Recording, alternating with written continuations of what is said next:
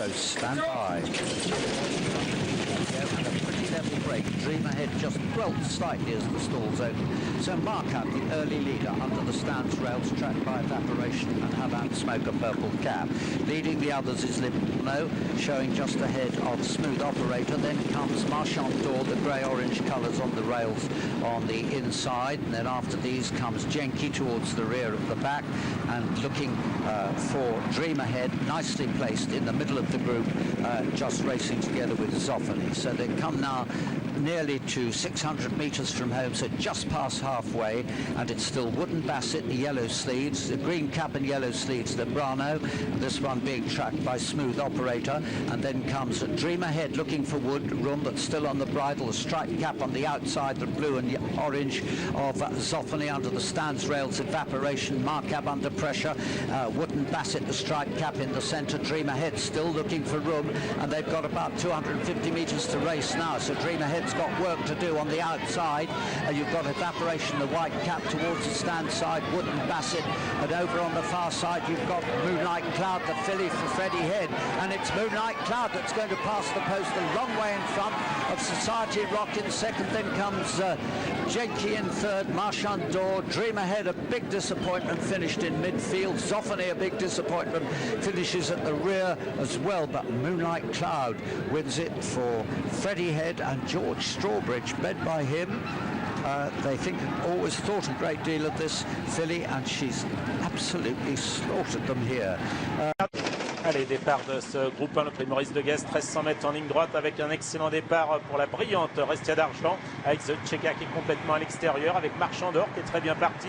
Envers c'est Carazona, le 8, côté corde c'est Kendam. Un peu plus loin se trouve notamment American Devil, à l'arrière-garde Lockwood est en compagnie également de Whiskid et Moonlight Cloud qui est en 4-5e position dans le sillage de The Cheka. Ils viennent de passer le poteau du kilomètre avec l'As The Cheka qui prend le meilleur, monté par Olivier Pellier qui fait accélérer un peu le peloton. Un peloton emmené par Restia d'Argent avec la casaque verte de Kerazona côté corde. À son extérieur, c'est Moonlight Cloud qui est aux côtés de Marchand d'Or qui emmène dans son sillage American Devil, casaque vert et gros bleu. À la corde vient Kendam, le numéro 9. Lockwood est un peu plus loin à la hauteur de Whiskey, mais ils sont encore très groupés.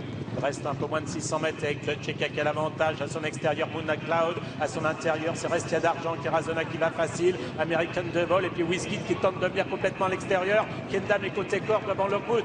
Avec Moonlight Cloud qui accélère, qui va tenter de gagner une deuxième fois de suite ce Prix Maurice de Gheest, avec un peu plus loin la lutte pour les deuxièmes places, parce que Moonlight Cloud a course gagnée. Lockwood appuyé sur le rail, Whiskey à l'extérieur avec Restia d'Argent qui s'en défend très bien. C'est Moonlight Cloud qui s'impose nettement, c'est Whiskey qui est deuxième devant American Devil, à voir avec The Cheka devant Restia d'Argent et à la corde Lockwood. 6.5 furlongs, 1,300 metres, and away they go. Abu Sindra quickly away with the orange sleeves.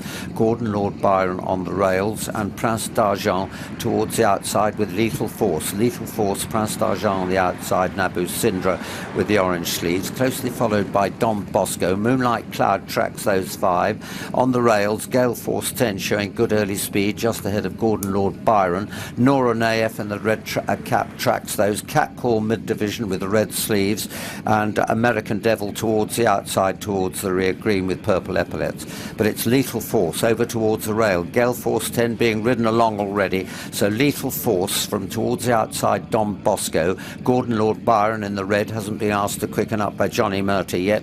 I'm looking now for, on the outside, ready to pounce is Moonlight Cloud. Abu Sindra in the orange sleeves with Moonlight Cloud just behind. So they come down now towards 250 metres from home. Lethal Force coming under pressure. Moonlight Cloud beginning to make ground towards the outside. Moonlight Cloud and Lethal Force. Silas Marner showing good early speed, but it's Moonlight Cloud and Lethal Force. Moonlight Cloud's going to win it for the third successive time. Moonlight Cloud very easily. Lethal Force second. Gordon Lord Byron in third. Then after these comes Tulips, and in sixth place behind those, American Devil.